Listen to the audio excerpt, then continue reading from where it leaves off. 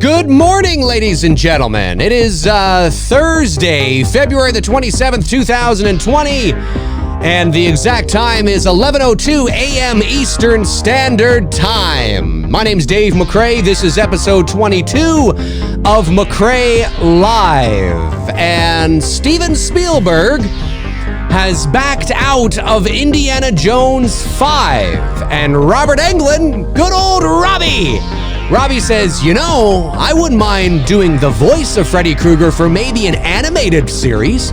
Maybe something to do with animation, a cartoon of Freddy maybe. I don't know. That's kind of interesting. As a professional voice actor, that made my little voice acting ears perk up naturally, obviously. So that's kind of interesting to me. Robert, hey, if you wanna talk, let me know. So yeah, it's great to see everybody in the chat room filling up. 44 people watching already. That is always awesome. So yeah, let's jump right into this before we head over to the chat room.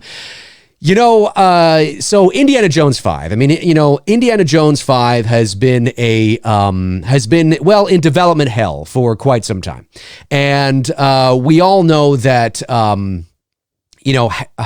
Harrison Ford is getting up there. He's getting up there in age, folks, and he'll be 78 on July the 13th. And as you know, I'm a gigantic fan of the original trilogy. My least favorite, funny enough, is usually everybody's favorite, which is The Last Crusade. Now, when I say least favorite, I'm not saying that I hate that movie. I don't hate that movie by any stretch of the imagination. It's just my least favorite. My favorite is Temple of Doom.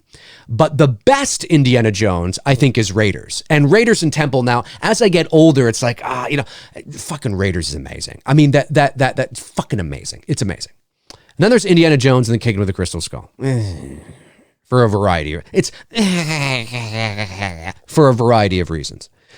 But Steven Spielberg, I mean, no doubt, one of the greatest, if not the greatest filmmaker in the history of cinema. Now, I say one of the greatest, and I can say arguably because, you know, obviously there have been a lot of filmmakers that have embedded themselves into the pop culture and proved themselves to be worthy of maybe the next one. You could also say that, I mean, Kubrick is definitely on that list. But the reason why Steven Spielberg is considered one of, if not the greatest filmmaker of all time, is not just the movies that he has done. It's the pop culture footprint that he has left. He changed the face of cinema. He changed the face of entertainment. He created the blockbuster. If it wasn't for Steven Spielberg, that doesn't mean that somebody else would not have done it, could not have done it. But he changed the way movies were made. He changed the way we experienced entertainment. And his best friend, George Lucas, did it with Star Wars as well. Did it again. Spielberg did it with Jaws, and then along comes his best friend and does it with Star Wars, right? George Lucas changed the way movies were made, changed entertainment as we know it. These guys are best friends, for those of you that don't know. George Lucas and Steven Spielberg are best friends.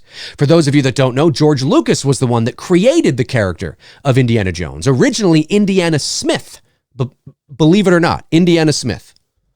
Changed to Jones. Tom Selleck. Of course, we all know that Tom Selleck was originally tapped to play Indiana Smith. Indiana Jones. But Magnum PI, he's like, I got Magnum, what am I going to do? I got a commitment to Magnum, man, I got to do it. So he did it. And let's be honest, I mean, it wasn't really a bad decision. It's not like Magnum PI was canceled after one season and everybody forgets about it. It became one of the most iconic shows of 1980s television. I mean, it's not like, and he made some bank. He made some money. And it propelled him to the next level of his career.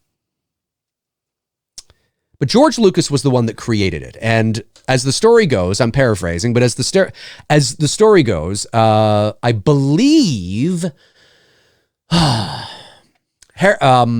Spielberg and Lucas were on vacation together. And I think they were on vacation in Hawaii when this happened, late 70s.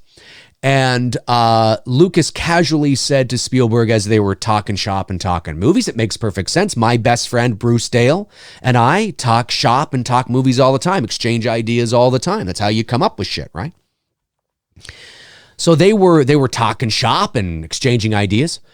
And Lucas had this idea for a James Bond type of character. And Spielberg had always wanted to direct a James Bond movie. And Lucas was like, well, hang on a sec. I got one better. Now, whether it's better or not is up for debate. Certainly there are more Bond films, which isn't necessarily a good thing. But Lucas was, trying to sell his idea. I said, well, hang on a sec. I got kind of like a James Bondy kind of guy, but it's like 1930s serial swashbuckling kind of like, and, Spielberg was like, oh, fuck. Okay. Well, what the hell? Okay, cool. Raiders of the Lost Ark was born. One of the greatest adventure films in the history of cinema. There's just no doubt about it. There is literally no doubt about it. It is one of the greatest adventure films in the history of cinema. Propelled Harrison Ford to stardom. Now, he had done Star Wars. He had done a few, I think he was briefly in Apocalypse Now. I think he was the Francisco Kid, I think he had a small role in The Conversation, if I'm not mistaken. And then, of course, along came Empire Strikes Back. But when he did Raiders, that was like, wow, okay. Now he's got two, like, okay, this guy's going places. 1981, Raiders of the Lost Ark. And Spielberg directed all three Indiana Jones films. And he directed Indiana Jones and the Kingdom of the Crystal Skull. But here's the thing. Lucas just recently said in an article that he is bowing out. He's not going to be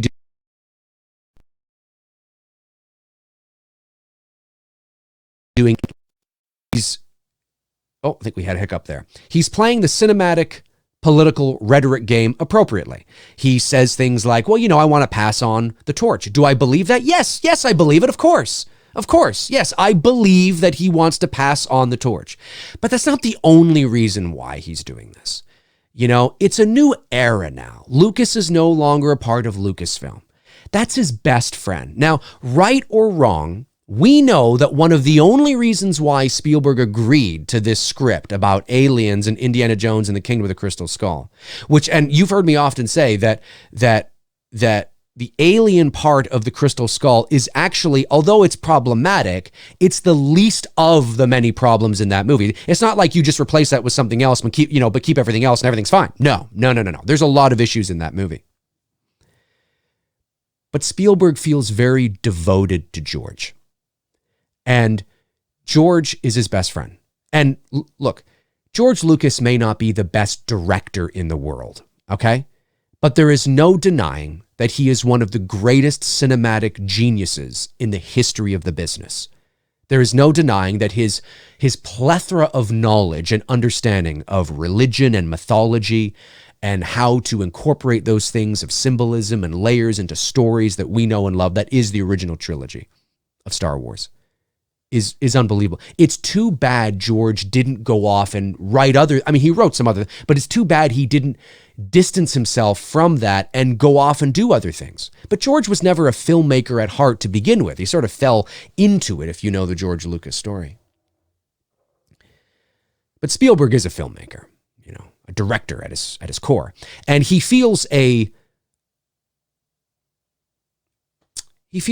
ownership to his best friend.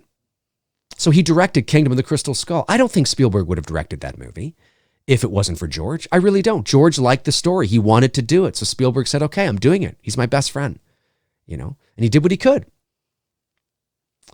But now that the Lucas part of Lucasfilm is over, the George Lucas part of Lucasfilm is over, I think maybe a couple years ago, Spielberg still would have done it. But I think now he's just kind of like, it's over. It's over. I've been there, done that. It's time to move on. And I think Harrison Ford is okay with it. I don't think that's going to affect Harrison Ford. I think he's okay with it. Is Harrison Ford disappointed that he won't get to work with Steven again? He always calls him Steven, naturally, obviously. But every time I hear him, Steven and I, Stevie. No, he doesn't call him Stevie. Yes, of course. Steven Spielberg, one of the greatest directors in the history of the business, changed the way we watch entertainment, changed movies. Yes, of course. They're both up there in age. I have no doubt Harrison Ford's probably like, oh, that kind of sucks. That kind of sucks. But I still think he's going to do it.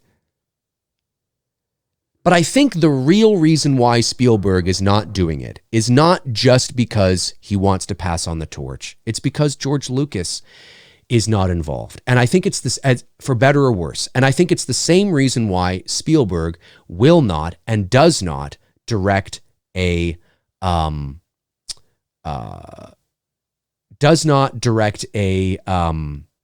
Star Wars movie.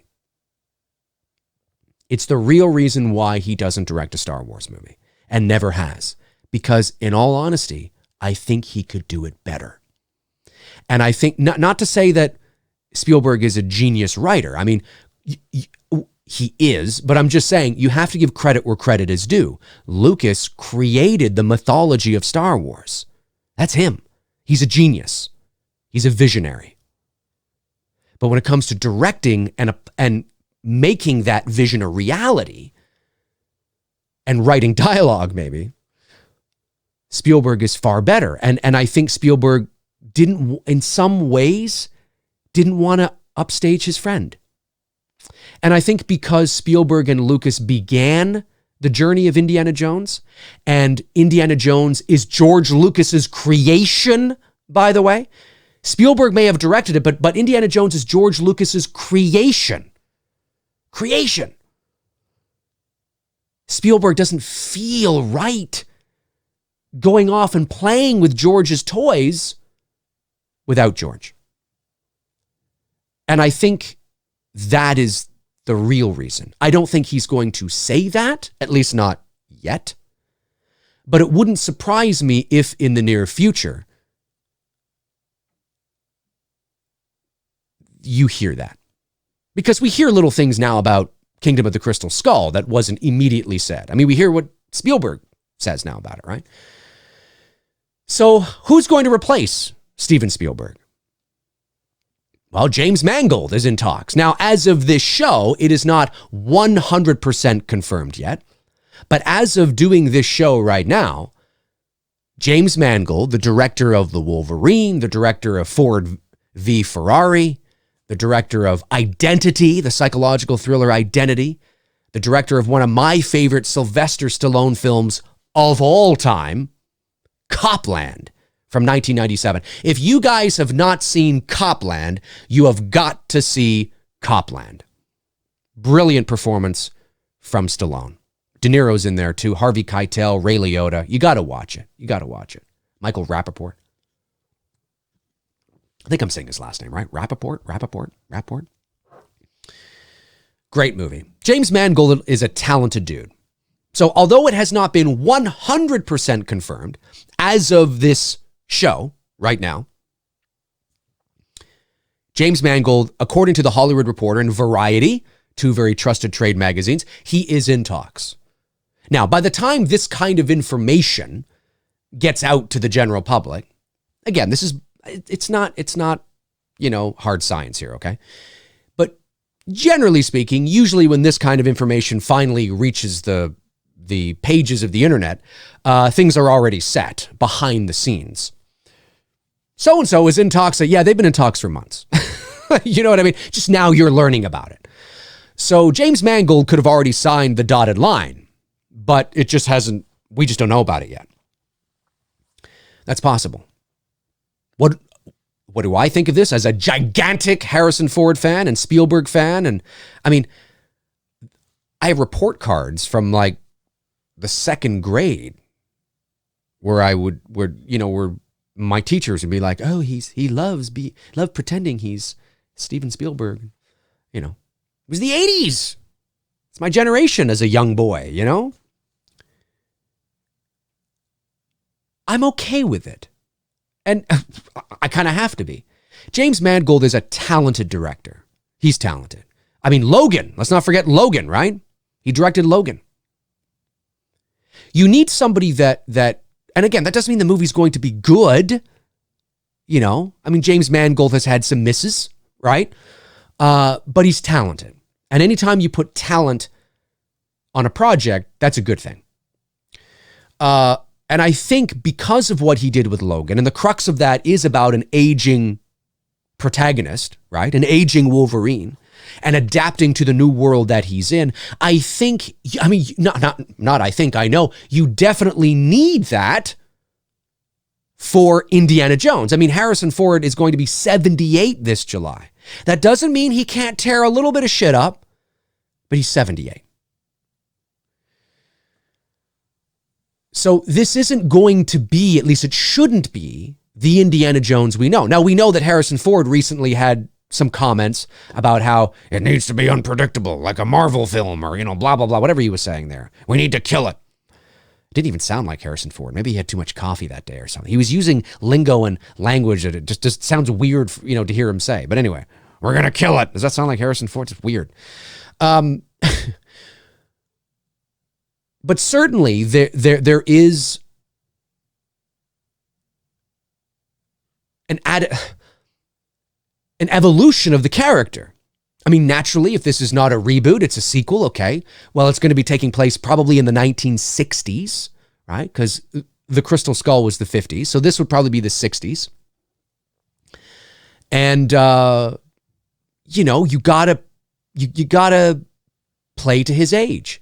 But that doesn't mean you can't deliver an incredibly wonderful fifth and final Indiana Jones movie as we know it. That doesn't mean you don't reboot it, but as we know it to be with Harrison Ford. That doesn't mean you can't deliver a really great, I don't know, like a mystery adventure where he's not rumbling and tumbling as much as he would be, but he's still doing some of that physical acting. So you still get the sense that there's a bit of that there. But it's so important that we believe that this character can do that. We believe that he can do that. He's got to be in shape. He has to be doing things that, okay, maybe he's, getting into a bit of a tussle, right? Cruising for a bruising, a little shit going on. But it's not so crazy that it's like, I don't know, the guy he's going up against is the size of The Rock.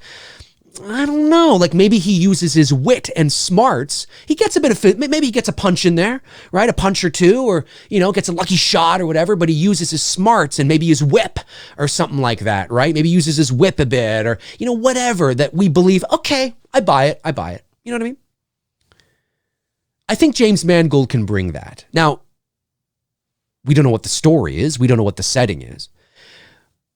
But anytime you want to bring talent on, I think it's a good idea. So I'm okay with that. Am I a little sad? Yes, because of the tradition, right? Because of the nostalgia. Seeing directed by Steven Spielberg, or in a trailer saying Steven Spielberg presents, which you still could see, by the way, because I believe Spielberg wants to remain on as a producer, as a hands-on producer is what I'm reading. So, because the world of producing when it comes to major motion pictures, as you know, and if you don't, you will now, especially an executive producer position, it varies greatly. I mean, you can be an executive producer in name only and have no creative say whatsoever, or you can be an executive producer that has some weight. Producers on movies generally have more weight than executive producers. But where producing really, you probably heard me say this, where the producing side of the entertainment industry really sort of has a lot of creative say. Not that they don't in movies, they do. They absolutely do. But like even more than the director would be in television or streaming, right? Television, right? Because generally speaking, directors change from episode to episode, but your showrunner, which is what a producer is in TV, tends to remain the same. So they are sort of the one constant creative driving force over seasons and sometimes over series. Whereas your director can come in, direct a couple of episodes, and then leave and you never hear from him or her again. So certainly, if Spielberg is going to be more hands-on and not just attach his name like he attaches his name to 50 other fucking things, that's kind of cool, right? Maybe Mangold will look to Spielberg, for advice or whatever. But certainly the creative vision on set day to day might be James Mangold. And I'm okay with it. But let's not fool ourselves here. I think one of the big reasons is not just he's, it's not like I'm too old for those kind of movies. I don't believe that. I mean, he just did Ready Player One, like what, a year and a bit ago, 2 years ago, right? He just did that. He's not decrepit. He could do an Indiana Jones movie. He didn't, I think, because of maybe maybe there's some behind the scenes drama, some politics involved. Sure. Spielberg, yeah, I buy that's probably part of it. But I also think it's like, you know what? It's not the same. It's not, it doesn't feel right to play in George's sandbox without George. I'm his best friend, and he's very loyal to George. Spielberg is very protective of George because of the shit that George Lucas received from fans of Star Wars. He's very protective of George. I think he's very honest of George, and I think he's very honest to George. I think if George was to George, it's like I know him. Yeah, I know him. First name basis here. I think if George Lucas, I think they're very honest with each other, and I don't think Spielberg, coddles him per se. I think if he creates something, if it's just them in a room talking, artist to artist, best friend to best friend, yeah, I think he'll tell, George, I'm not really crazy on that. Have you thought about this? But I think he's very protective of George because it's his best friend.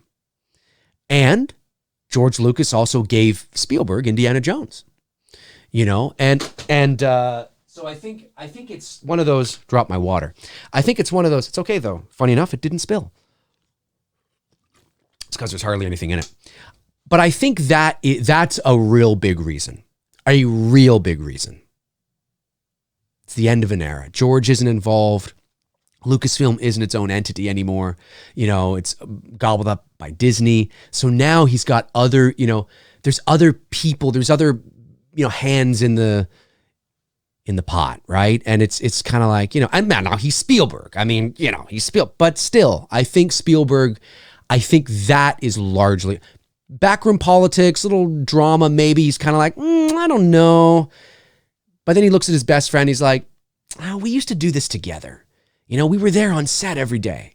There's photos of George and Spielberg on set of Raiders and on set of Temple and on set of Last Crusade. And there they were again on set of, Kingdom of the Crystal Skull, 20 years later, right? There they are. And, it just doesn't feel right. It's over now. So then it's like, it's time for somebody else to take over, right? That part he said, but I think there's some loyalty issues there. And they're not even issues. They're understandable. But I think that is a big part of it. I really do.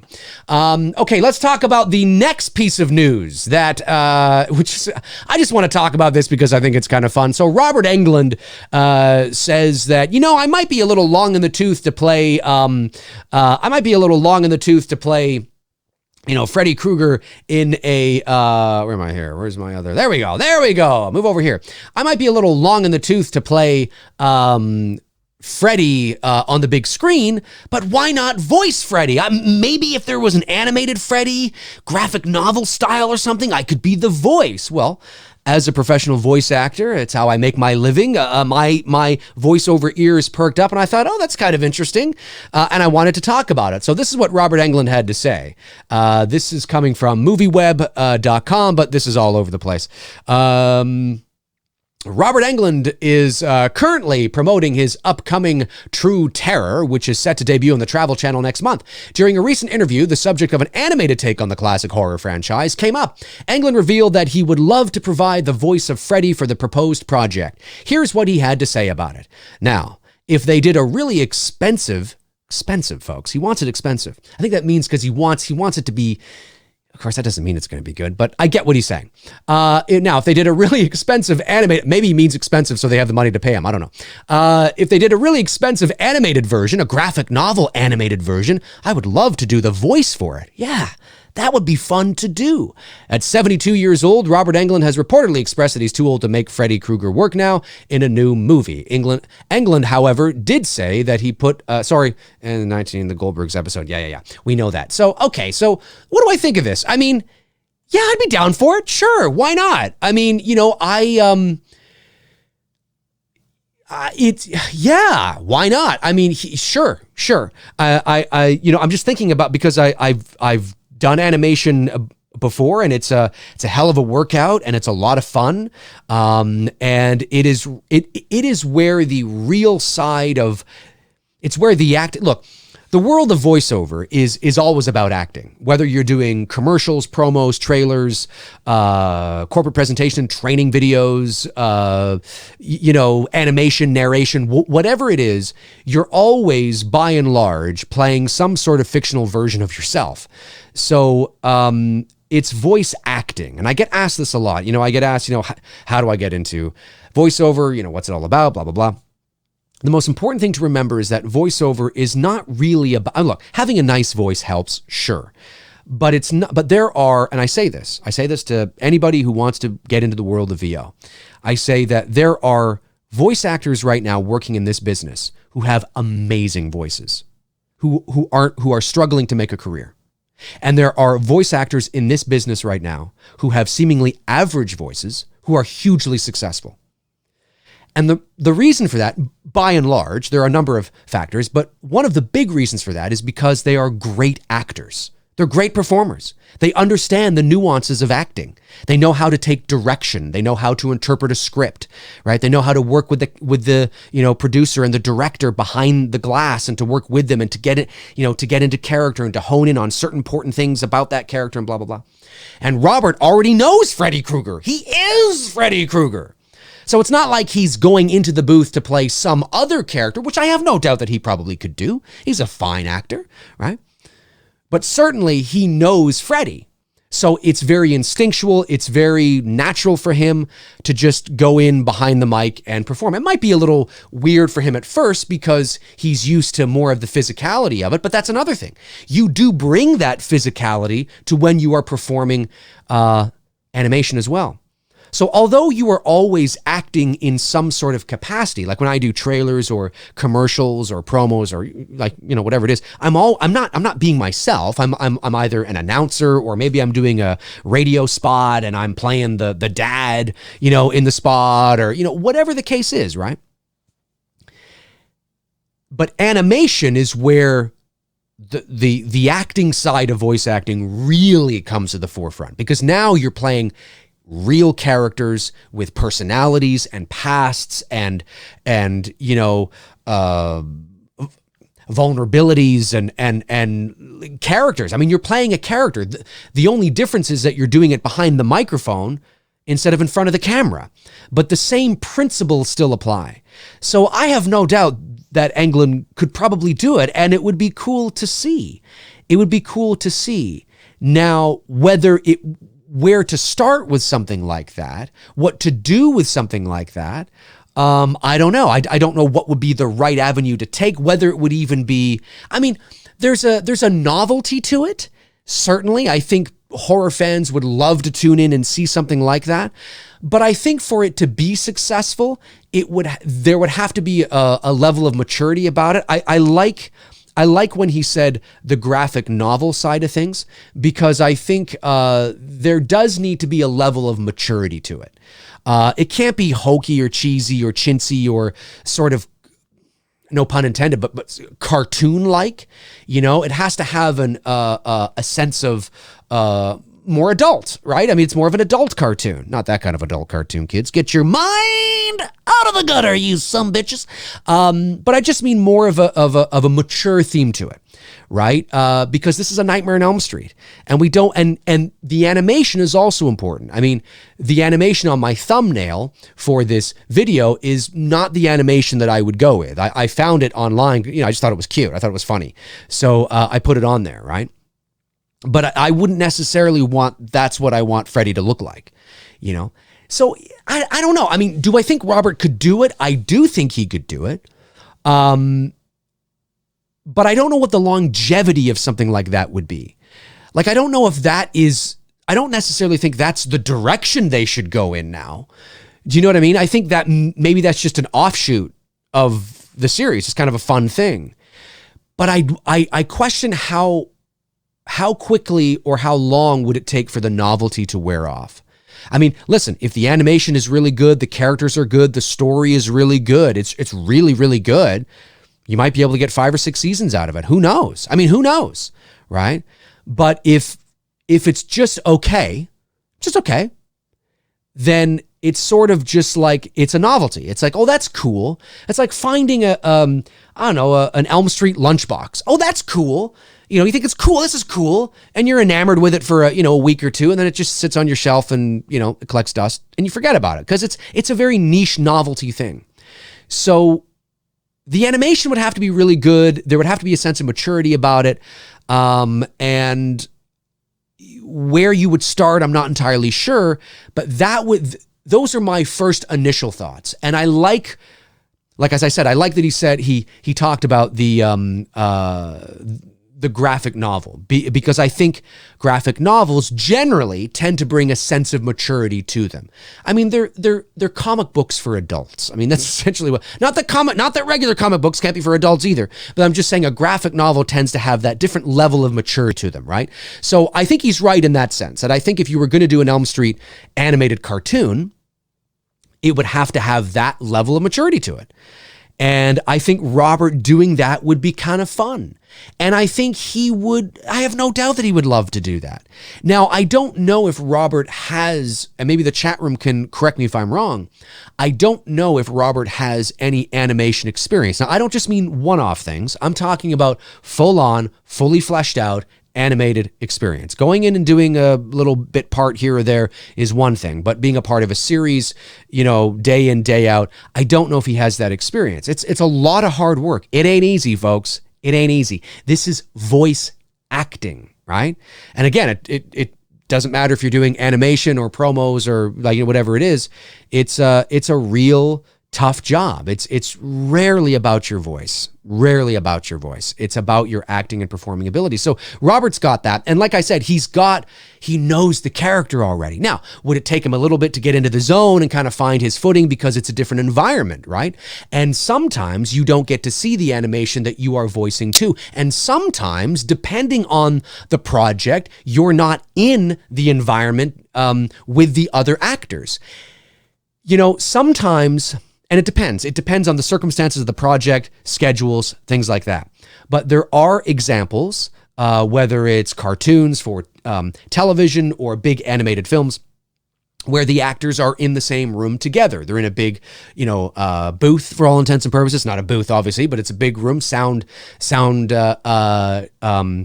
treated room, and they have 4 or 5 mics set up, and you have the cast in there and they're going through their lines, and which is always great because you get to feed off each other's energy and you get to feed off each other, right?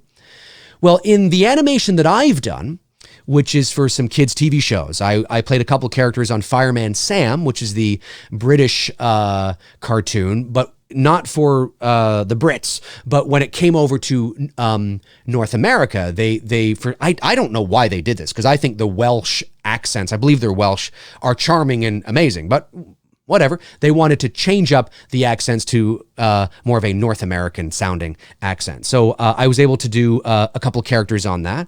I've guest spotted a couple times on a cartoon called Doki as well, which has been really fun.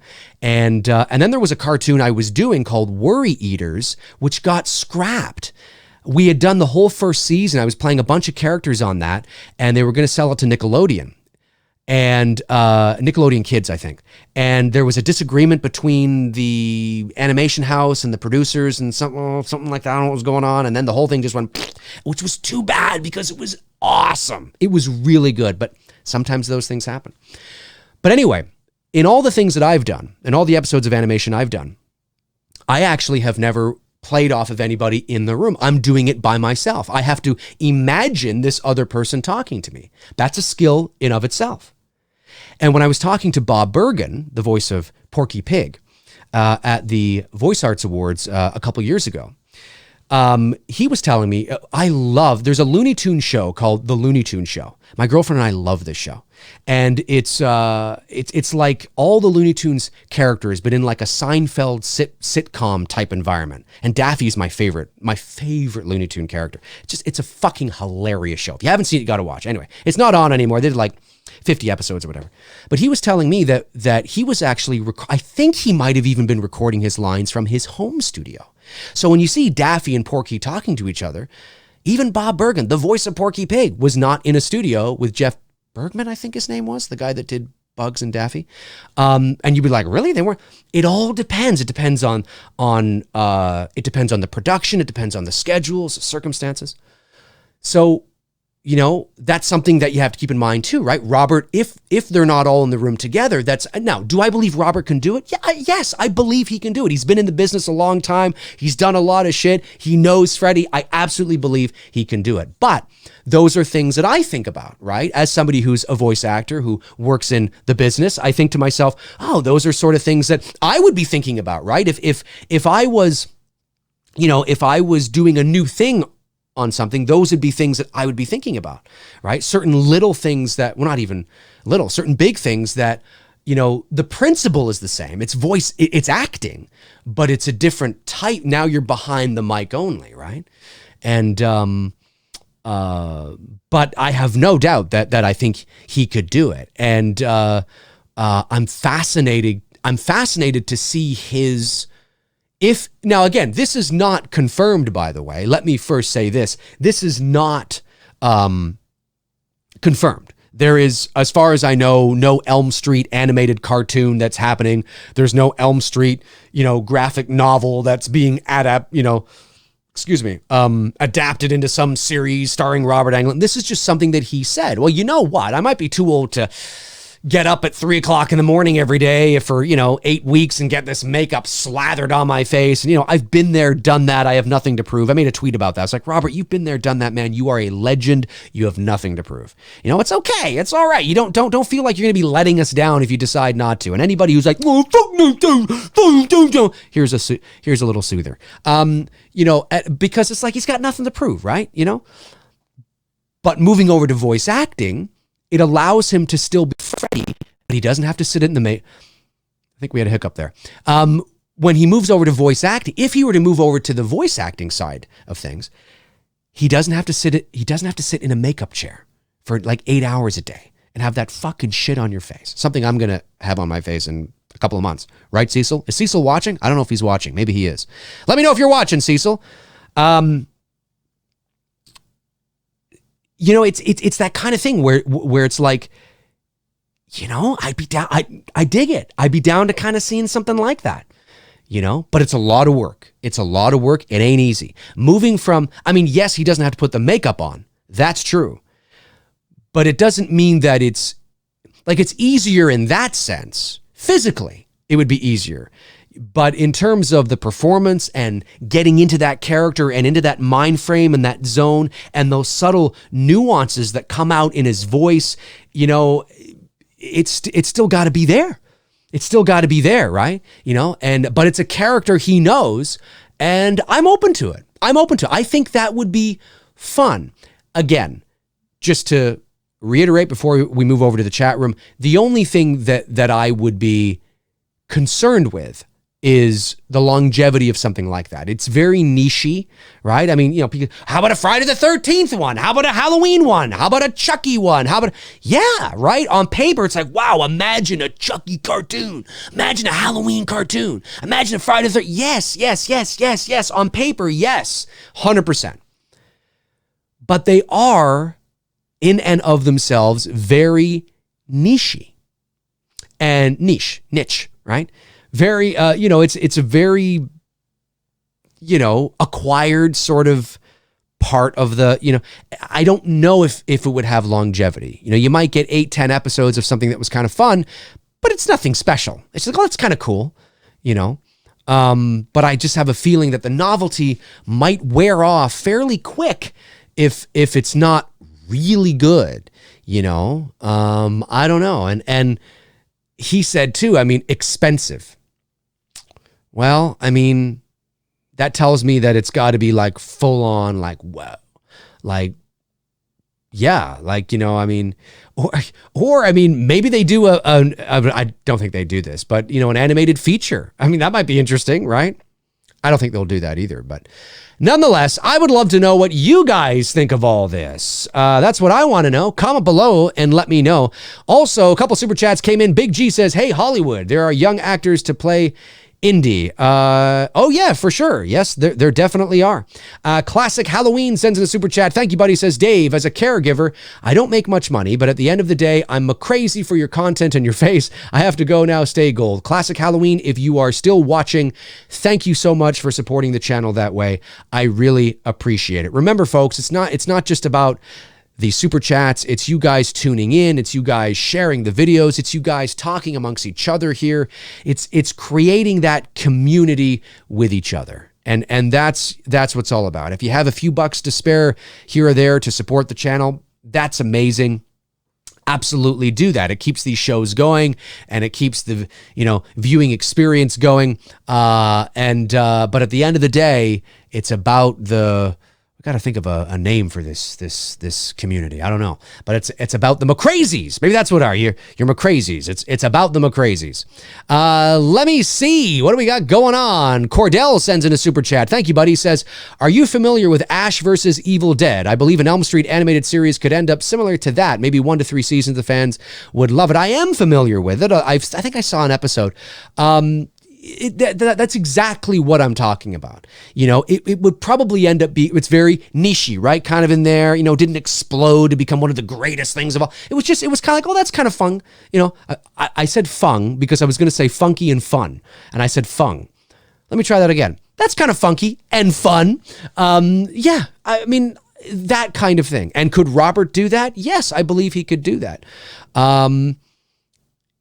Yeah, it's just so cool because I know what it's like to do it.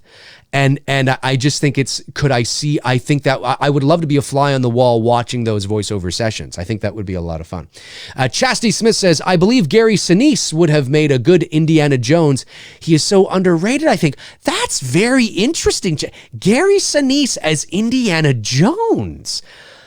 I don't know if I agree with you. He's a great actor. You're bang on there. But I don't know if I agree him for Indiana Jones. I think Gary Sinise, Indiana Jones, here's the thing. The character of Henry Jones Jr.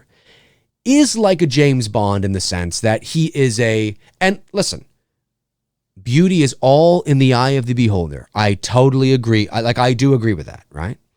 And we've all been in positions growing up as teenagers where we've been thinking the hot girl is, she's real hot. And then she opens her mouth and you're like, yeah, you're not so hot anymore. Same with the girls and the guys, right? Like, he's really hot. I like that. And then he opens his mouth and you're like, yeah, you just went from a 10 to a 5 or a 10 to a 2, right? You know what I mean? So there's a lot of things that need to be firing, but the character, it wasn't a coincidence that Tom Selleck was supposed to be Indiana Jones. Tall, dark, handsome, right? You know what I mean? Harrison Ford, right? Very handsome back in the day. Your James Bonds are usually handsome. It's that kind of guy. Gary Sinise isn't your traditional type of tall, dark, handsome, action hero kind of guy. Great actor, but I don't know if I see him in the role of Indiana Jones. I've often said many times that although I think it might be a little too late now for him, and although he's in great shape, and he certainly, if you were to dish them out relatively quickly over the next maybe 2 years, he might still be able to do it. But I think he might be a little too old, and he's not old, but he might be a little too old. I always thought that Hugh Jackman would have made a great Indiana Jones. Especially maybe 15 years ago, 10 years ago, because he has that thing, tall, dark, handsome, but yet he's got the physical, fit. He's got the dry, witty humor, and it's not that Gary Sinise doesn't necessarily have those things, but he's not the traditional thing that you think of when you think of that handsome action hero. You know what I mean? And so I don't know if I agree with you there, but he's a great actor. Maybe put him as a villain in an Indiana Jones movie. That might be interesting. Could totally see him as a villain. That might be interesting. Thank you very much for the question, Chastity. Jonathan Nichols says, the Candyman trailer came out today. You should do a live reaction to it. Well, I won't do a live reaction to it, but I definitely... I will watch it after this show, and if I feel it's something I want to talk about afterwards, or maybe on tomorrow's episode, I will, but I'm not a big Candyman fan. So I think I saw the first one. I think the second one was Farewell to the Flesh. This is a hard reboot. I think anyway, right? Or is it a sequel? I don't know. But I will watch it after the show's done.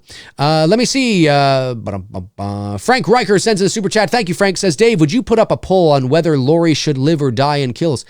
I could do that. Yeah, if I think of it, maybe later today I will do that. Okay, Los Boys Boya sends in a super chat. Thank you, buddy. Says, Dave, you think the animated series would be on Adult Swim, MTV, or just Netflix? And will you be doing any behind-the-scenes live streams for Dylan's new Nightmare? To answer the last part of your question, I think we will. I don't want to speak for Cecil, but I definitely think we will. And I think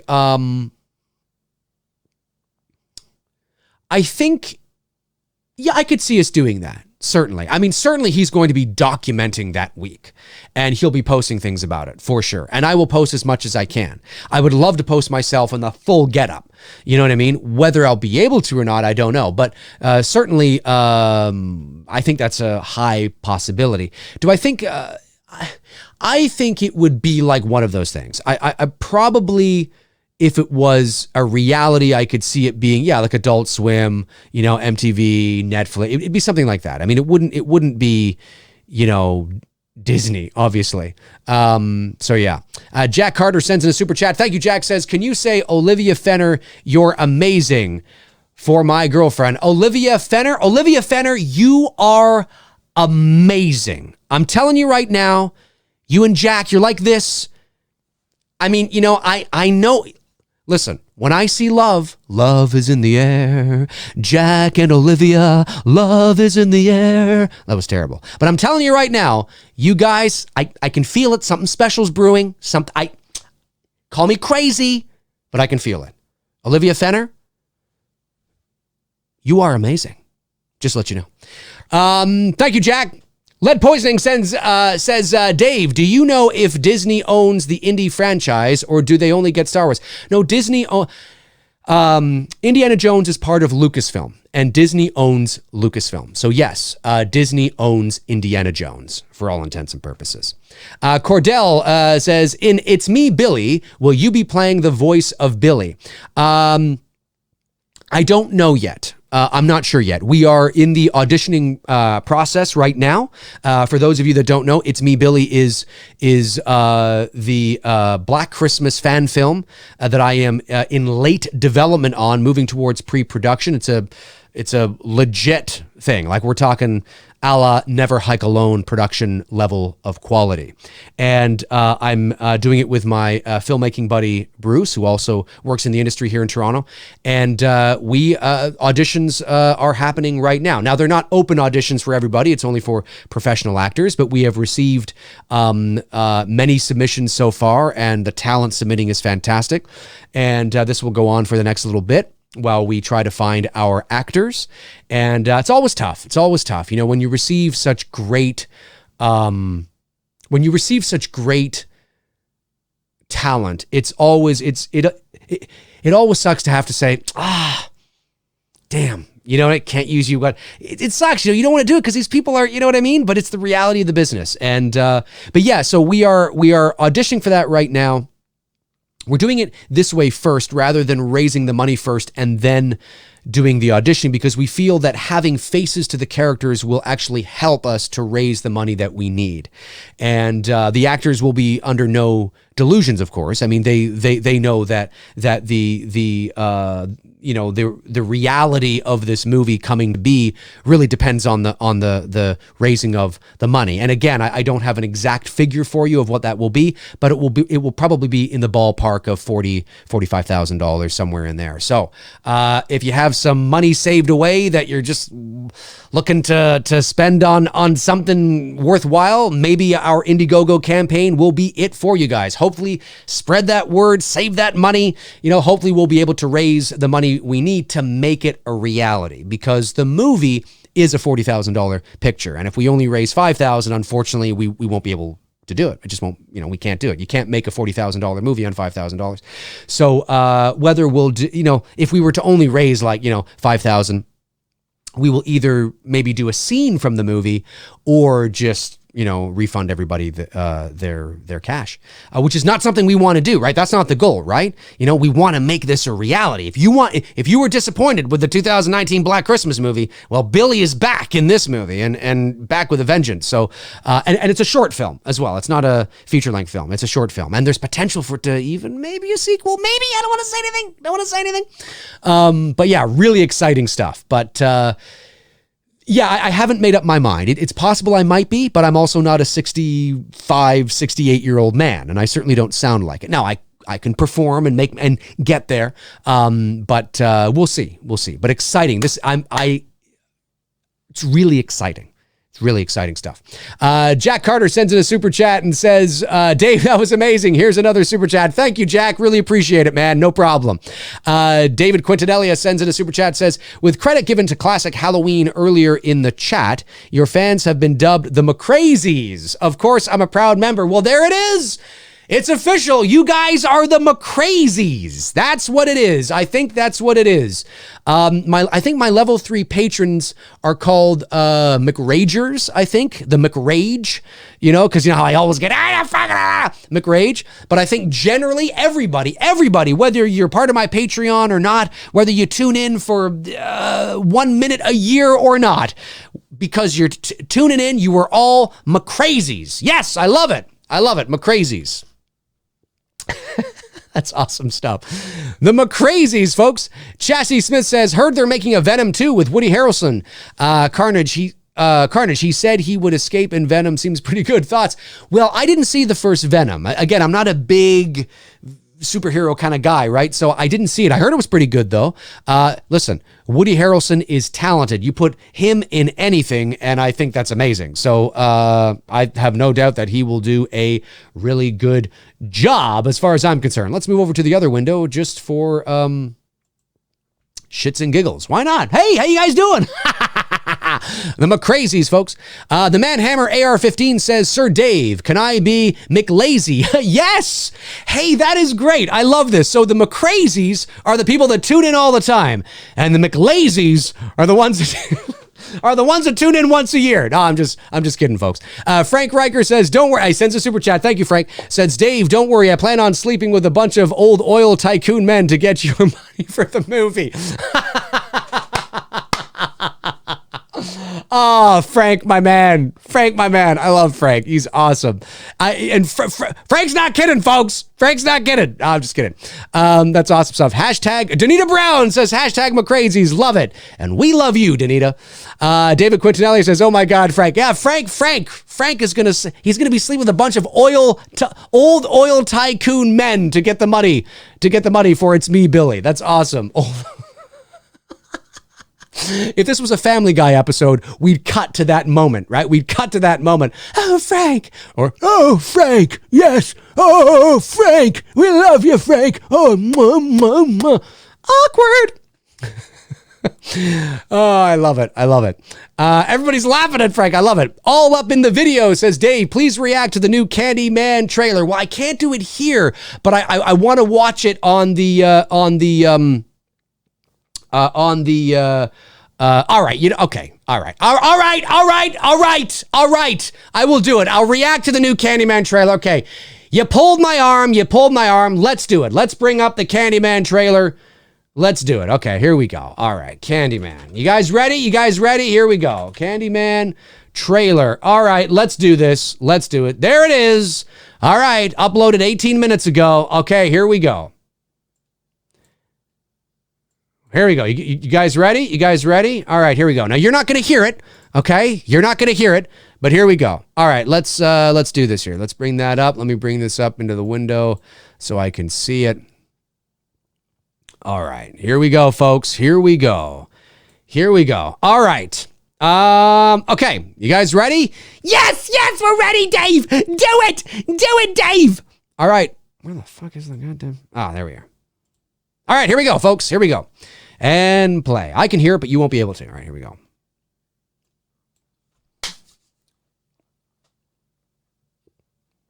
That's right.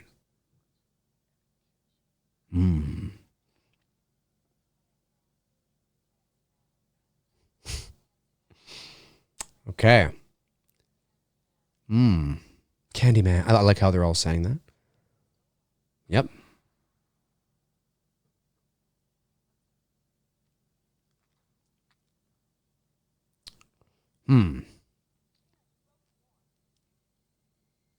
Oh, there's the bee. There's the bee.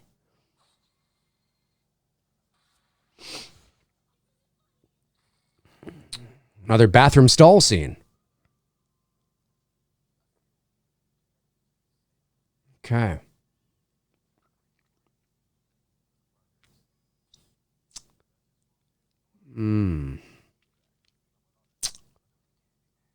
You're looking for Candyman. He's the monster. Oh. I have a comment in a second.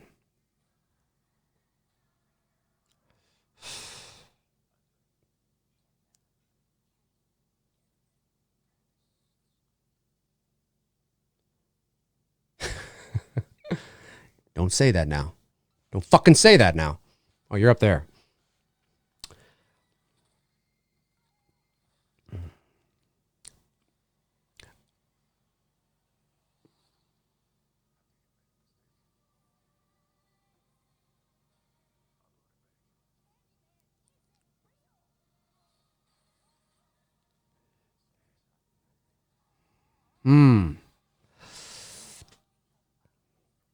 Almost done at 2 minutes.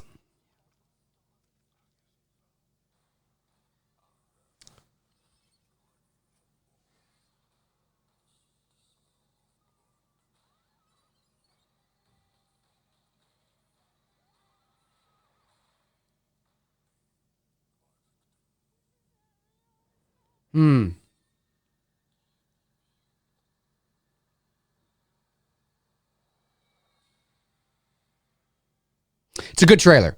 Yeah, it's a good trailer, which is what trailers are supposed to do. It looks whoever trailer house cut that did a good job. I'm not a big, although I will say, like, I don't like this trend that seems to be happening with Peele movies where they take a song and I get it, it's relevant. Say my name, say my name. Hey, let's make a say my name, same. It's like, I get it. I mean, I understand you can, and it's relevant. Oh, get it, say my name, Candyman, say get it. But they did that with Us as well, and not the same kind of thing, but it's not that, but the same sort of, and I mean, I'm not I don't know. It works. It looks, I will say this, like, it looks as interesting and as intriguing as Us, and I wasn't a big fan of Us.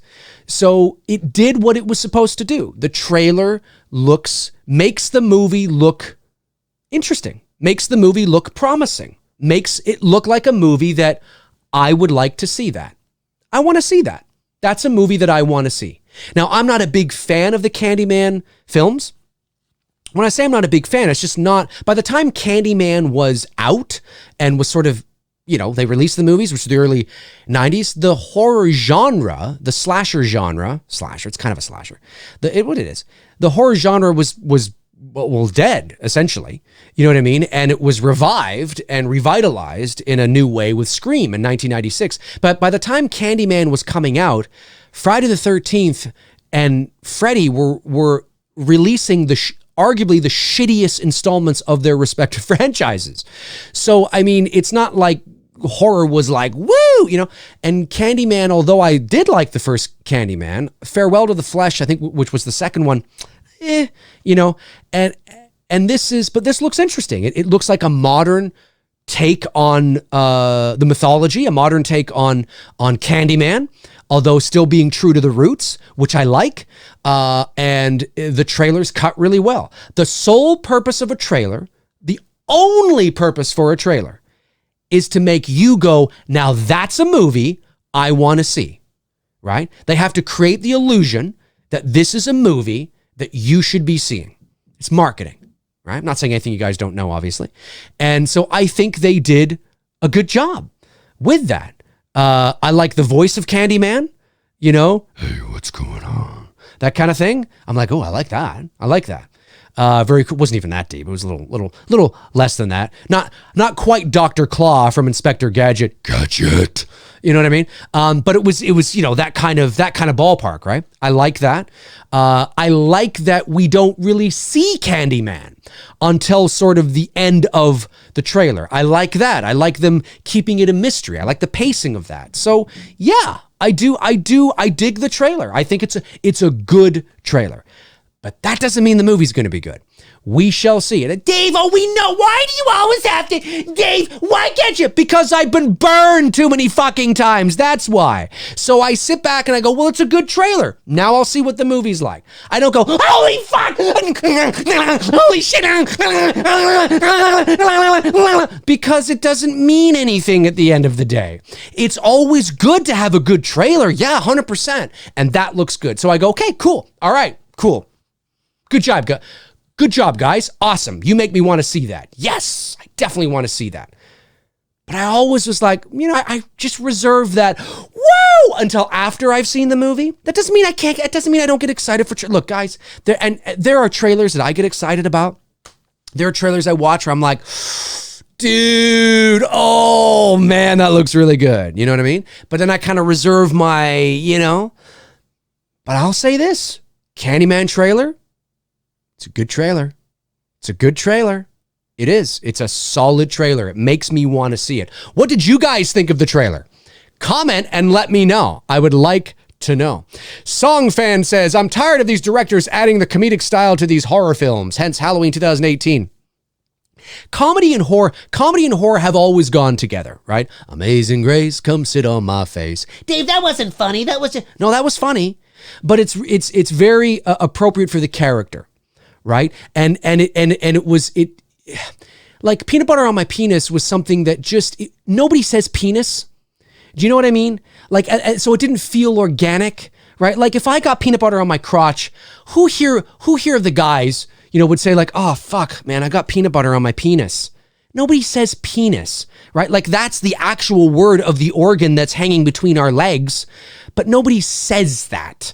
Right? You know what I mean? We'd probably say, oh, fuck, I got peanut butter in my crotch, you know, or I got peanut butter on my, you know, my dick, you know, that's what we would say. You know what I mean? Nobody would say that. And I don't believe that it was purely, it didn't feel organic. It felt like, oh shit, I got peanut butter on my penis. You know, it felt like you wouldn't say penis. You know, it was thrown in there because of, you know what I mean? And so there's just little things like that throughout, you know, and comedy and horror is okay if it feels appropriate to the situation, or it's fleeting, you know, or there's like, for example, I was okay in Halloween 2018 when the two cops were having that conversation about, you know, the sandwich and, you know, I was okay. Right? For like the first 15 seconds, I just thought it went on too long. It was like, okay, guys, we get it. Like it was like it overstayed its welcome. Right? And so I think if they had cut it off after like 15, 20 seconds, okay. But then it was kind of like it was going on. It was like, it felt a little too self-indulgent. Like this is a fucking hilarious scene. And maybe somebody should have been like, yeah, it's funny up until this point, and let's just cut it here. You know, no, let's film the whole thing and have it in there. Like it was some writer's orgasmic comedic moment or something. I don't know. It felt like it was going on too long. But yeah, I agree with you though. I agree. Crystal Lake Counselor 1977 says, Dave, in Return of the Jedi, when Vader blocked Luke's saber going towards the Emperor, was that him saving Palps or Luke from turning to the dark side? You know what's funny? I never saw it as him blocking Luke's lightsaber or saving Luke. I always thought it was them crossing blades about to fight in front of the Emperor. That's how it always looked to me. Like it looked like he was like, all right, let's fight. And they just went like this and they were crossing blades in front of the Emperor. That's how it always looked to me as a kid. I never read it as Vader stopping Luke's lightsaber, but I guess that is what's going on. I mean, I just learned this like within the last couple of years. I would say that it is, no, I would say in that moment, if that is what's happening, it would be Vader stopping Luke. It wouldn't be saving Luke. No, because that waters down the moment that really is about saving Luke. And that is the Father, please help no. Oh, looking, picking up the air. That's the moment, right? That's the moment. So no, I think if it actually is Vader stopping Luke, that's what it is. It's totally stopping Luke from hitting the Emperor. But I mean, if the Emperor is as powerful as he is, he probably could have stopped him himself. But anyway, yeah, totally. Macca525 says, good choice for Indy. Bear in mind a lot of Chris's. So Chris Pratt, Chris Pine, any of the Hemsworth brothers like Liam or Chris would put Tom Holland, but he's just about to become Nathan Drake Uncharted. Yes, that's true too. Let me see here. Asaya Styles. Am I saying that right, Asaya? Styles says, I watched the trailer earlier for the new Candyman movie. I was like, oh my God. Yeah, it looks good. It's a well done trailer, right? Jordan Peele's... The trailers to Jordan Peele films, now I don't believe he directed this movie, but he's got a hands-on producing aspect to it. No doubt, it feels like a Jordan Peele horror film. It feels like the trailer to us. And what I mean by that, in terms of its pacing style, in terms of its just in terms of its execution, feels very much like that. Very much like that. So yeah, 100%. Let me see here. The Artisan is talking to people, which is good too. Great to see people talking to each other. Let me see. Song Fan says, Dave, I'm going to be honest with you. When I went to the movie theater and saw Halloween 2018, I truly didn't feel like it was a Michael Myers movie. I wasn't scared at all. It's not scary. Halloween 2018 is not scary. It's just intense at times. And yeah, because it wasn't scary in the traditional Halloween sense, like in the original movie, because there wasn't that breathing room. There wasn't that time for Michael to become scary. I think the scariest moment with Michael, the scariest moment with Michael is probably when he's just standing there looking at Oscar. You know what I mean? Like, that's a classic, oh shit. And then all of a sudden he's gone. It's like, what? And all of a sudden, the motion sensor lights come on, he's there, and then they come off and he's not, and then, like, that's classic, Michael Myers MO. There should have been more of that in that movie. And then I think the movie would have become, Halloween scary. Like, it's not going to be scary, where you're like, oh my God, I'm crying, I got to leave the theater. But that traditional sort of Halloween scary that we know, there was very little of that. I did like the suspense that was built with the bus crash scene. I did like when the boy exited the truck and he's walking around. There's no music. There's a little bit of a sort of soundscape kind of drone, but you just hear the elements, the environment. You know what I mean? You hear the door open. You hear the hum of the engine. Right? You know what I mean? Like, I like that. I did. And the fog and I did. I like that. But there was very little of that. I didn't find the kill of... I found the death of Vicky one of the most, underwhelming deaths, I think, in all of any Halloween movie, including the garbage films I hate. There was something, like, it's cool to see him doing his thing, you know what I mean? But, because I think that was the first death we had with Michael actually, like, as Michael, you know what I mean? Like, I know he killed the two podcasters, but he had his jumpsuit on then, but he didn't have his mask on then, right? And he kills the kid in the car, but he was still in his white, like, I think Vicky was the first, like, full-on Michael Myers mask, everything kind of kill. It was so fucking underwhelming. Now, part of that, again, could be because I knew what was going to happen, because it was totally... the scene was totally destroyed by the marketing. So any suspense, again, that they were trying to create, was just lost. But I just found it very underwhelming. I didn't find it scary at all. And it should have been scary. It could have been scarier. Yeah, I know what you mean, man. I know what you mean. Let me just see if there's any super chats I missed here. I don't think there is. No, I don't think there is. Okay, cool. Just always want to make sure. I'm not missing any. Let's see here. Bryce Russo says, hi, Dave. Happy Thursday. Always enjoy tuning in. Where do you see the horror genre going in the next 10 years? Thank you. Great question, Bryce. More psychological, I think, is the way it's going to go. I think we're going to see more of that from Jordan Peele. I think that the supernatural will sort of remain there. I don't think the slasher genre, well, it's hard to say. The slasher genre is a tough one because it's always really been a B movie at its core. At one time, the slasher genre B movie was horror. Horror by its nature usually was always B movie material. And when I say B movie, I don't mean bad. Okay, I don't mean bad. I just mean that it was low budget. A lot of it was exploitative, sort of acquired kind of taste, right? And when the slasher genre boomed in the 1980s, that, they were all, even though that was sort of common horror, it was always B movie at its heart. And the slasher genres never really evolved past that. I mean, Wes Craven had to bring the slasher, had to almost change the identity of the slasher genre with Scream in order to make it more mainstream, to give it a more sense of maturity, right? He had to add a shtick and a gimmick because you had to do that to appeal to a broader audience.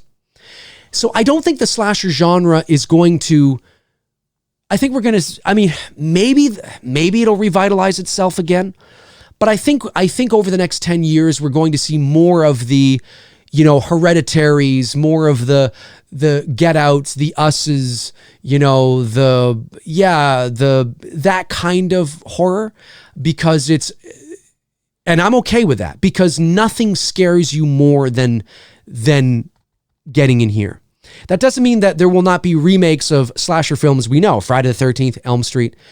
But I think the films that are most revered in horror, I think, are going to be your psychological films, I think. But we'll see. We'll see, man. I don't know. We'll see. Slasher's not going away, but whether it has room to evolve, I don't know. Do you know what I mean? It's a very niche era. The slasher subgenre of horror is very niche. Now, horror fans seem to love it, but not all horror fans do, right? I mean, even horror fans, there are a lot of horror fans out there that maybe don't prefer slasher. It's a very niche area. Horror in and of itself is niche in many respects. So, David King says, hey, Dave, if you could go back to 1980-81 and were expected to write and direct Halloween 2, what would you have done differently? Not a lot. I do like what they did. I love picking up exactly where the first one left off. I would have just used I wouldn't have, and they may not have allowed me to do it, right? I could write it. This is going on the basis of it's approved, right? Like, it's approved, it's greenlit, you can do it, right? Okay. Well, I would have not gone as gory.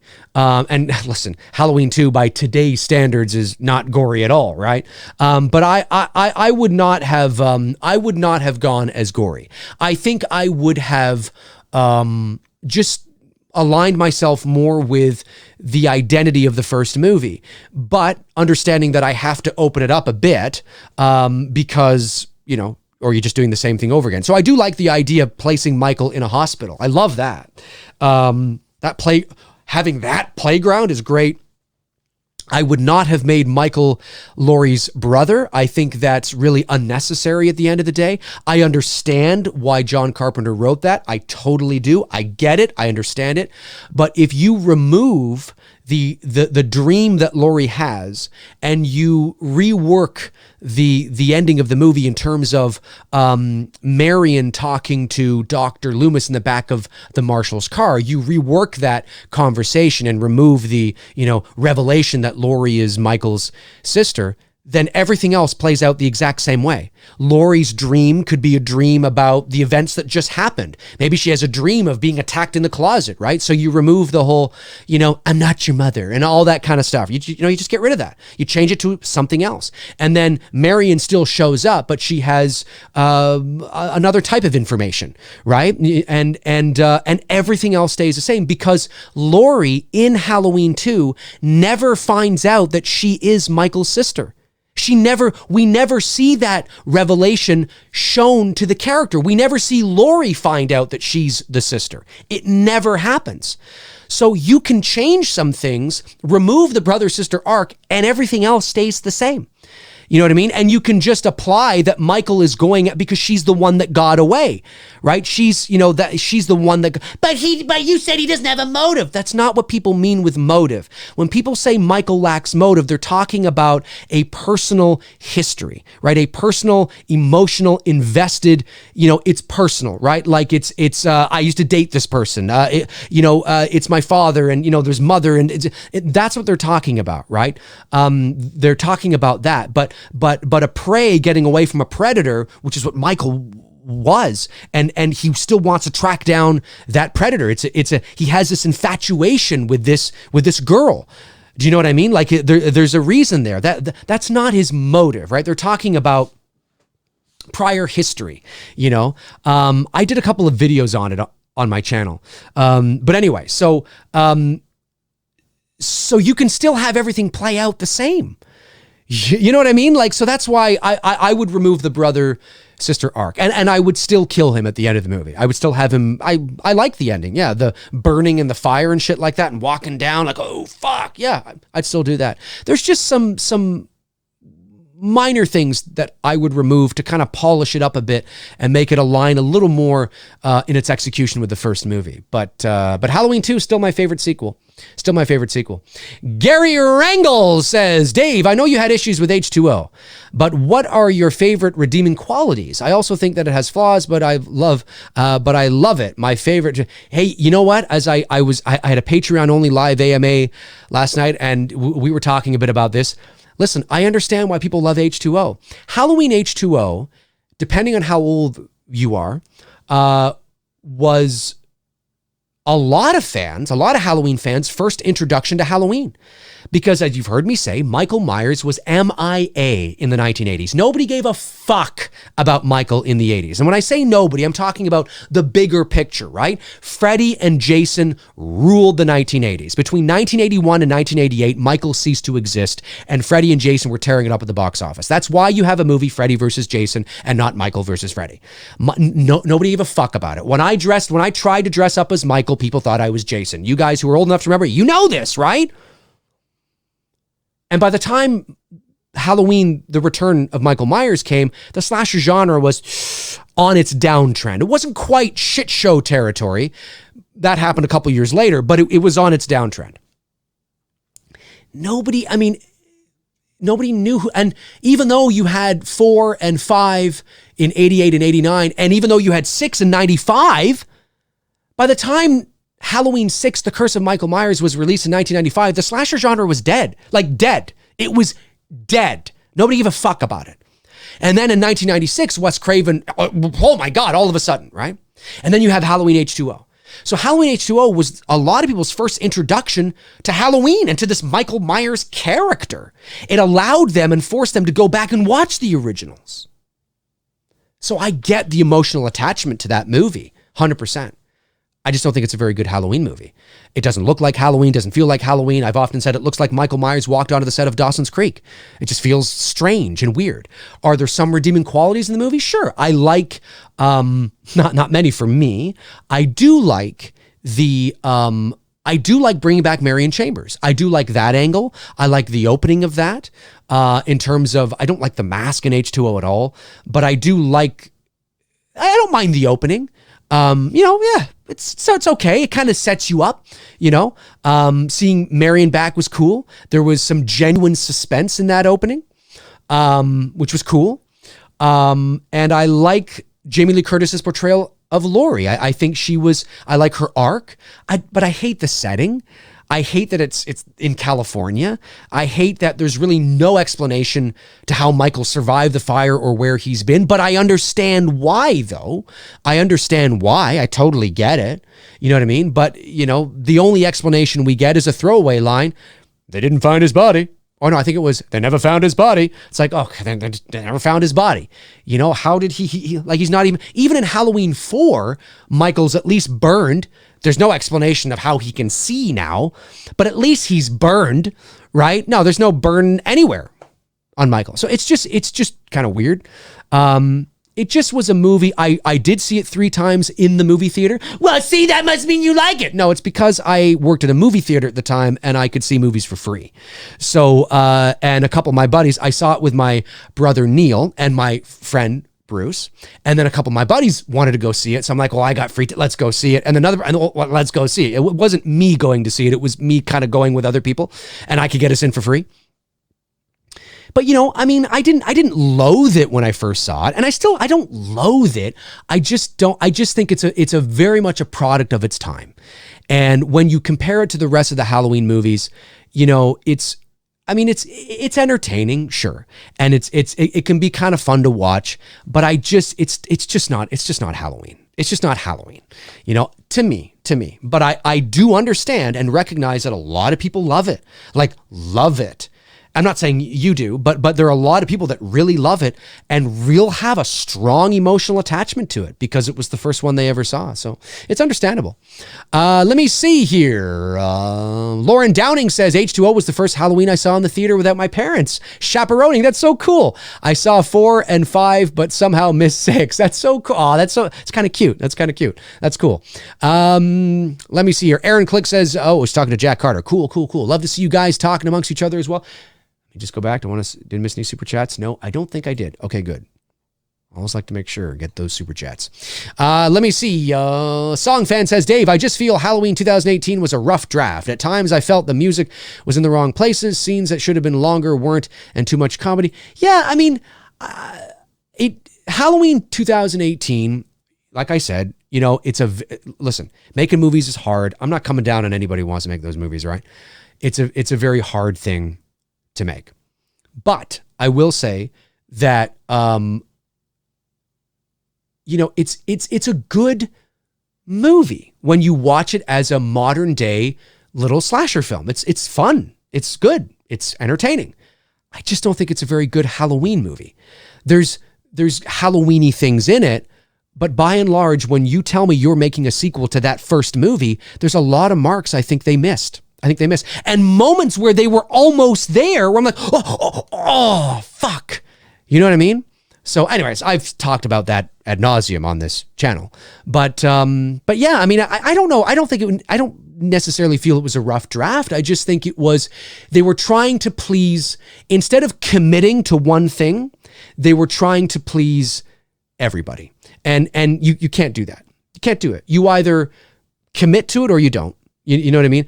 I have a feeling, and you've heard me say this, that Halloween Kills will be enjoyed more than Halloween 2018.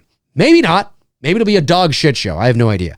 But I just have that feeling that people will enjoy it more because, David Gordon Green is no longer making a direct sequel to the original. He's making a direct sequel to his own movie. So I think the chains are off a little bit. The shackles are off a little bit. A little more creative freedom maybe. That's what I think is going to happen.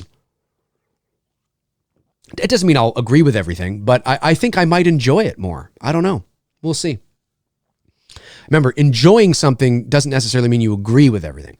Tom Ungurian?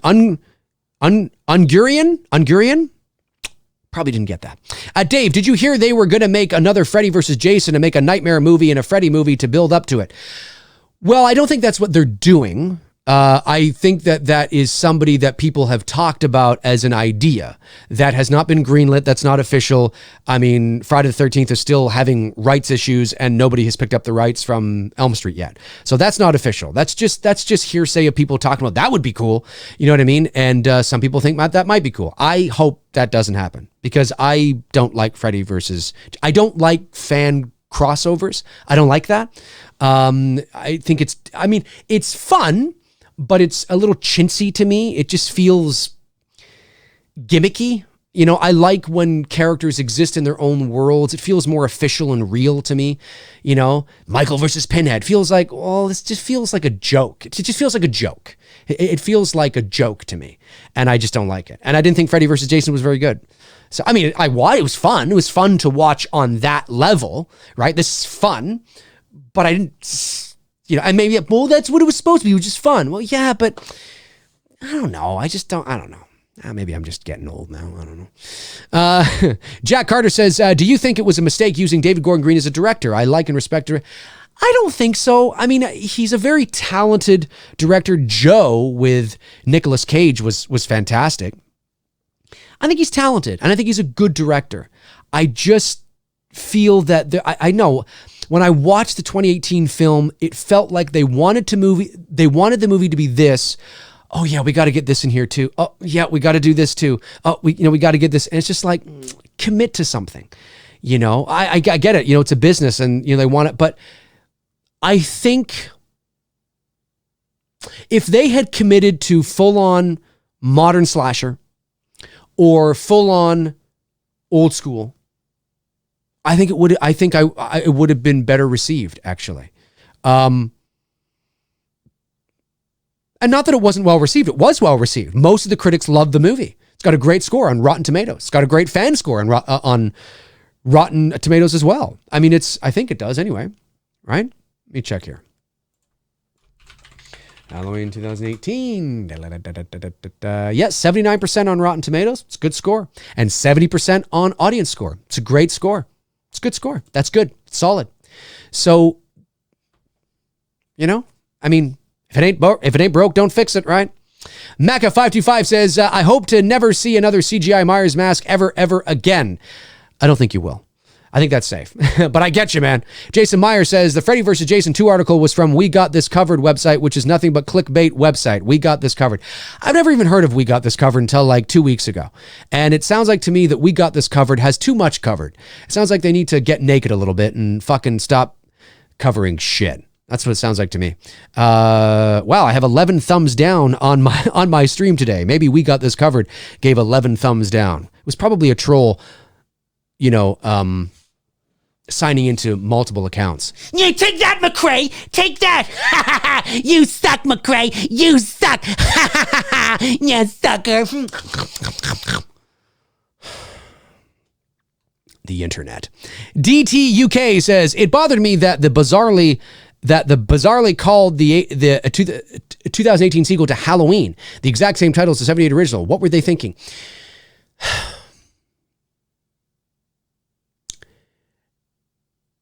They called it Halloween more than likely because of brand identity.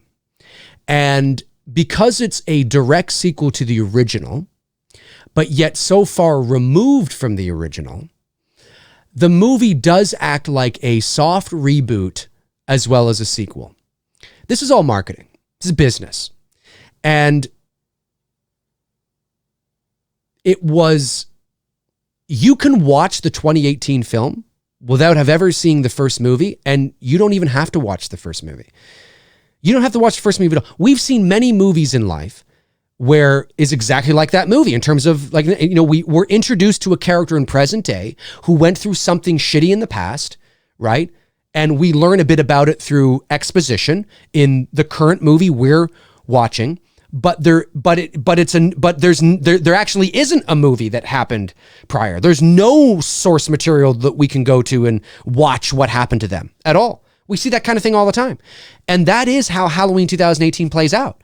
So you can watch that movie without having any knowledge of the original Halloween whatsoever and still get something out of that movie. So in some ways, this is going to be the David Gordon Green trilogy in some ways. Halloween, Halloween Kills, Halloween Ends. You know? That's why. Would I have done that? No. Because I think it's disrespectful to the original film. Not disrespectful in the ways that, you know, it's not like, there are levels to these things, right? Child abuse is like, what the fuck, okay? Like, there's levels here. Yes, that's right. I went from one extreme to the other. I'm just saying, I think it's a chintzy move. You know? Like, I think it's up there with that David Gordon Green wanted to actually refilm the ending of Carpenter's movie and change what happens. And you've probably heard me say this, like change, like literally, like at first I thought, oh, maybe they just wanted to show it again, like reshoot the ending, showing it from a different perspective. Oh, okay. No. They were changing what happens. I'm like, but that means that renders every VHS and Blu-ray and DVD and 4K copy ever produced of the original Halloween completely obsolete. Why would you do that? That makes no fucking sense. It makes no sense. Imagine me going, you know what? Instead of the Death Star blowing up, let's say Luke doesn't blow up the Death Star, and instead he lands on the Death Star, goes in, has Kentucky Fried Chicken, and then something happens, and then the Death Star doesn't it melts. It melts away. You do realize there's 15 trillion copies of this movie out there the other way. What? That doesn't make... Why would you... It makes no sense. So for me, it's kind of up there with that. We're going to call it Halloween. Why? Now, that may not have been a David Gordon Green, Danny McBride decision. That may have been a studio decision, an executive producer decision. That may not have come from them. It may have, but it may not have. But either way, it was approved. And I just think it was kind of funny. I was like, that's it. You know, it may have been something we don't know what to call it. You know, I don't know. It's pretty crazy. All right, we'll go for a few more minutes here, and then I got to skedaddle. Mr. Genres? Am I saying that right? For some reason, Genres? Why are Halloween fans so against Halloween with both Jamie Lee and Danielle Harris? It's like fans know. Well, I've said this many times. I can't speak for everybody, but for me, the reason why I don't want Danielle Harris back is because at the end of the day, I firmly believe the reason why people want her back is because they want her back as Jamie Lloyd. And even though you could bring her back and still call her Jamie Lloyd, she wouldn't be the same Jamie Lloyd. That woman you see on screen, you're going, oh, there she is. No. Look, it's her. No, it's not her. It's the actor playing some woman named Jamie Lloyd. But it's not the same Jamie Lloyd because 4, 5, and 6 don't exist. They never happened. So this woman on screen named Jamie Lloyd has no memory of anything that ever happened in 4, 5, and 6 because it never happened. So it's an alternate reality Jamie Lloyd. So what's the point? Really, at the end of the day, Halloween fans want to see that Jamie Lloyd on screen. That one down there. See Halloween 4 right there? That's the Jamie Lloyd you want to see, right? Right? That's the one you want to see. Even Halloween 5 right below it, right there. That's the Jamie Lloyd you want to see. You're never going to get it.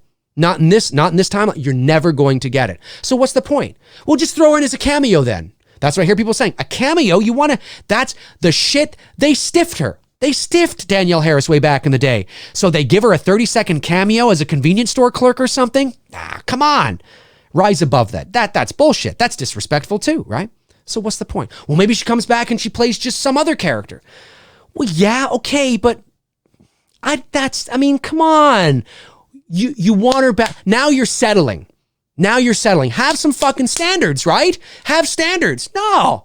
Now you're saying, oh, I'll take her. Sure, I'll take her toe. Just put her toe in the movie. It's like, come on, Anyway, I don't want to speak for everybody, but that's how I feel about it. If you can't have Jamie Lloyd, the Jamie Lloyd we know and love, well, then what's the point, right? For me, it's all or nothing. But some people don't feel that way. Some people are like, I'll take anything. And it's like, okay. But I think that's why some people are like, you know what I mean? But hey, if you want her back in there, that's okay. There's nothing wrong with that. Vegas Courier says, if you and Tony haven't seen Rambo 5 yet, what if you watch it the first time live? Ooh, I haven't seen Rambo 5 yet, and I don't know if Tony has. That might be fun. Great suggestion, Vegas Courier. I will. Our schedule's pretty locked over the next month, but maybe we'll do that. Like come the springtime, maybe. Let me see. Chat, did not miss any. Okay, just making sure I didn't miss any super chats. Tommy Ricknell, talking to Cody. All right, we'll go for 5 more minutes. 5 more minutes, ladies and germs. 5 more minutes, and then we're calling it a day. Calling it a day. Lead Poisoning says, what if J.J. Abrams was on board with Indy 5? Listen, J.J. Abrams has a terrific sense of adventure. The only thing I would say about that, and this would be understood going into the film, is that, we lay off the fan service. Like, we do a proper sequel. There's a few fan things, but we really try to commit this as something original. And I believe JJ could do that. If you tell him, this is what we're going to be like, okay, all right, let's do it, right? I wouldn't be against it. It'd be interesting. He certainly knows how he can create good characters and a real sense of adventure. So that side of it, I would be okay with. Originality is something that we'd have to make sure that he doesn't go overboard, right? But if that's just something you tell him, you know what I mean? He can't do what he's not allowed to do, folks. Let me see here. Crystal Lake Courier 1977 says Creed 3 was announced. Really? Was Creed 3 announced? I haven't heard anything about it. Well, if it was, that really disappoints me. Now, that doesn't mean Creed 3 is not going to be amazing, but that actually really disappoints me. That does. Because I think Creed found its arc in part 2. That was it. The end of Creed. Where do you go from here? You avenged your father's death. You beat the son of Ivan Drago. And it ends it's done. It's done. Where the hell do you go? I don't know.